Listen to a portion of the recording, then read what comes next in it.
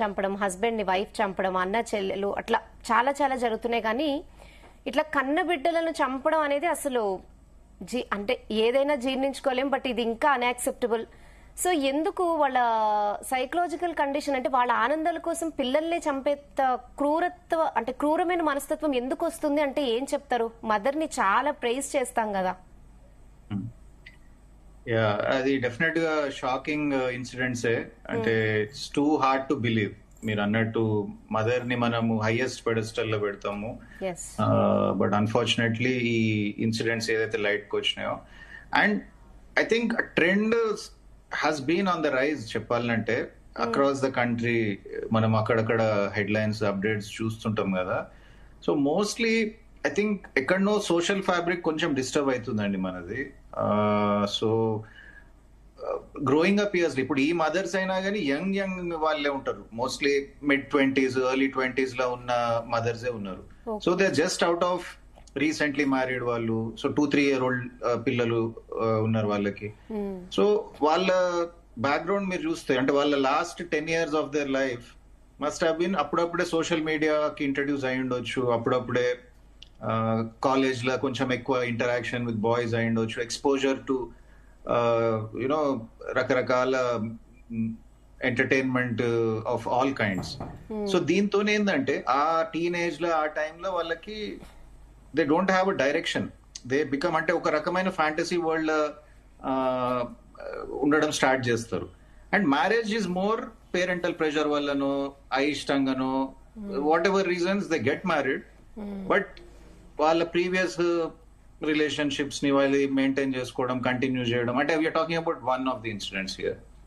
So child కూడా వాళ్ళు bear చేసేది డిస్పైట్ మనం మదర్హుడ్ అదంతా అనుకున్నా గానీ they are not into it. అంటే ఆ ఫ్యామిలియల్ బాండింగ్, ఆ మదర్ చైల్డ్ బాండింగ్ లేకుండా కూడా, because phone has become such important అంటే part in their life.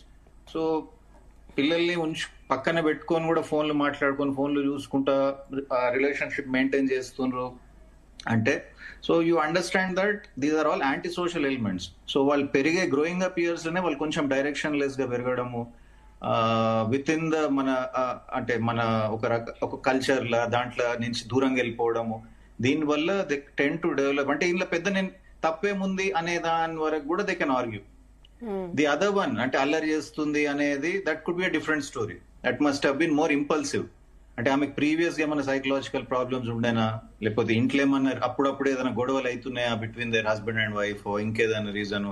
And over గా వాళ్ళకు సాఫ్ట్ టార్గెట్ కావాలి. అది బేబీయా ఏదైనా అని కాదు, ఎక్కడి నుంచో డైరెక్ట్ అయిన anger she has to project it somewhere else. So that could be one reason.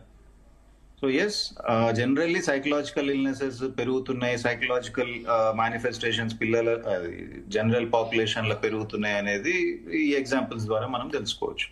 Okay doctor, అంటే మీరు చెప్పినట్టు ఎర్లీ మ్యారేజెస్ కూడా ఒక కారణంగా చెప్పచ్చు అంటారా? Early marriages, yes. Early exposure to social media, that much I can very confidently tell. Because lot of parents తీసుకొని వస్తారు, especially girls or boys also, around ages 16 నుంచి say about 20 వరకు, how much they are door పెట్టేసుకొని phone తో లోపల ఉంటారు. అంటే వాళ్ళ డిఫెన్స్ ఏంది అంటే వీళ్ళకి కోవిడ్ అప్పుడు ఫోన్ తోని అకాడమిక్స్ స్టార్ట్ అయినాయి కాబట్టి అట్లనే కంటిన్యూ చేస్తున్నాము. సో వాళ్ళకి ఒక ఫోన్ ఉంటుంది. సో కానీ ఫోన్లో ఏమైతుంది అనేది నోబడీ నోస్, ఫోన్లో ఏం చేస్తున్నారు. సో ఎర్లీ మ్యారేజ్ కన్నా ఎక్కువ what I'm trying to say is they can't let go. అంటే వాళ్ళకి అంతకు ముందు ఇన్స్టాగ్రామ్ లను ఇంకెక్కడనో ఎవరితోనో బాయ్స్ తోని they keep in touch, group chats అవి ఇవి చేసుకుంటూ, వన్స్ మ్యారేజ్ తర్వాత వాళ్ళ బిహేవియర్ లో మార్పులు పెద్ద they do not realise that they are bonded with one individual there. So అక్కడ ఆ సోషల్ బౌండరీస్, ఆ ఫ్యామిలియల్ బౌండరీస్ అనేది రియలైజ్ కాక దే కంటిన్యూ కీపింగ్ సేమ్ అట్లనే ఉంది. అండ్ దే కైండ్ ఆఫ్ నాకేంది, నేనెందుకు వినాలే అనే మెంటాలిటీ ఒకటి డెవలప్ అయిపోయేసరికి nobody can question them అంటే am my own decision maker అనే దాంట్లోకి పోతూ, సో ఇవన్నీ వచ్చేసరికి they feel their independence should not be questioned. So yeah, and early marriages is not the fault here. Early marriage అయినా కానీ somebody to guide them miss అవుతుండ్రు. They live elsewhere, parents live elsewhere, in-laws ఎక్కడో ఉంటారు. So she all these are high risk factors కదా. Okay, ya doctor, general గా ఇప్పుడు mother baby bond అనేది చాలా strong కదా అన్ని రిలేషన్స్ లో కల్లా. మదర్ ఇంకా అసలు తన కోసం ఆలోచించదు, మొత్తం బేబీ గురించే, మొత్తం జీవితాంతం పిల్లల గురించే కదా ఆలోచిస్తుంది. అలాంటిది ఇప్పుడు మీరు చెప్పినట్టు ఈ సోషల్ ఎలిమెంట్స్, ఈ సోషల్ మీడియా, ఇవన్నీ కూడా ఈ బాండింగ్ ని కూడా డామినేట్ చేస్తుందంటారా? అంటే అది ఒక్కటి మాత్రమే కాకపోయినా డెఫినెట్ గా దాని ఇన్ఫ్లుయెన్స్ చాలా ఉంటుందండి. కానీ అంటే ఇది ఎప్పటికైనా మనము it's unbelievable to kill your own child అనేది. ఐ డోంట్ థింక్ దానికన్నా ఇంకా వర్స్ క్రైమ్ ఏమి ఉండకపోవచ్చు ప్రపంచంలో. But passion takes over, a crime of passion అంటారు కదా, దే ఆర్ బ్లైండెడ్. అంటే ఇక వాళ్ళకి థింక్ కూడా చేయలేనంత మునిగిపోతారు దాంట్లో.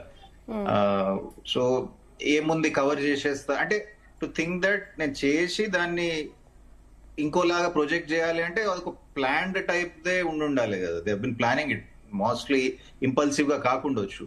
సో యా, వెన్ సైకలాజికల్ గా కొన్ని ఏరియాస్, కొన్ని వాళ్ళ థాట్స్ లా కొంచెం అంటే there are elements of delusions కానీ ఒక వేరే రకమైన ఫ్యాంటసీ దాంట్లో ఉన్నప్పుడు నా బిడ్డ అనేది కూడా ఇట్ గెట్స్ బ్లైండెడ్. సో ఇదేమి it's rare, but it's not impossible as we can see. Okay doctor, అలాగే ఇప్పుడు పోస్ట్ ప్రెగ్నెన్సీ ప్రాబ్లమ్స్ ఉంటూ ఉంటాయి కొంతమంది లేడీస్ కి.